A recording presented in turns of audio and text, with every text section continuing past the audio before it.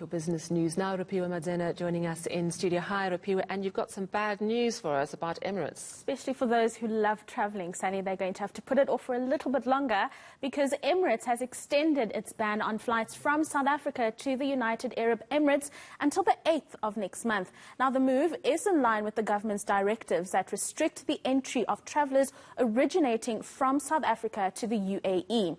Now, daily passenger flights to Johannesburg will continue to operate.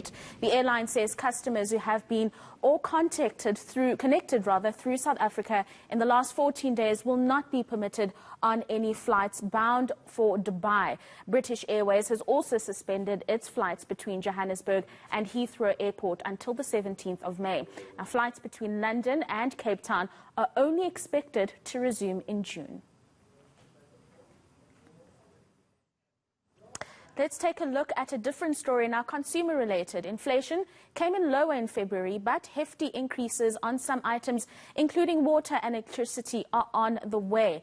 And with the Reserve Bank unlikely to reduce further cuts to the interest rates this year, times are about to get tougher for consumers. On top of that, they're forced to worry about debt obligations and other financial responsibilities, which are becoming increasingly difficult to maintain. Benay Sager, who is the head of DebtBusters, joins me now to discuss this further.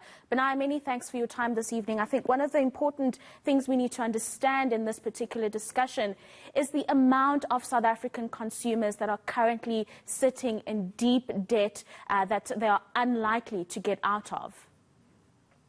Yeah, thank you for having me for this important discussion. And as you rightfully say, consumers have been hit by waves of difficult news, including increases that's probably going to burn all of our pockets. Now, as you know, interest rates are at all-time low, so this has been a good time for most consumers to take advantage of the low interest rates. And I'm afraid from here onwards, it's going to be difficult, as mostly interest rates are expected to increase, not tomorrow, but in the long term. Now, from a debt perspective, we know that there are about 26 million South Africans who are active with credit bureaus, meaning they have some sort of a debt or some sort of credit. And out of these, about 10 or 11 million have been consistently listed as being 3 months or more behind in terms of their payments. So that's almost 45% of the credit active population, and that was before COVID. And I think over the last sort of several months, we have seen particularly the higher income groups being hard hit in terms of their ability to pay back their debts. So I'm afraid the consumer is not in the best of shapes. Right, and that's very interesting because one would have thought with the lower interest rates, it's an opportune time to take care of some of those debt obligations. But because of the times, I suppose, with COVID-19 and the strain on consumers, many of them chose to take out more loans to mitigate some of their living circumstances. Yeah, it's been difficult, I think, for the South African consumer. And this is not only in the last year, but I think going back a number of years. We know that real incomes have not been rising. I think at DebtBusters, we look at this regularly. We also know that to supplement the lack of increase in real incomes, consumers have been almost forced to take out further credit to sort of try to cover for basic necessities. And consistently in our surveys, when we ask consumers, why do you take out these loans? Often the answer that comes back is to basically pay for daily necessities. So while it is true that low interest rates should help some consumers pay back their debt and in fact save, which is happening to some degree, I think for most consumers over the last 12 months, the number of events that were unexpected that really hurt them has been very severe. And as a result, I think you're seeing probably a deterioration in terms of the health of the consumer finances.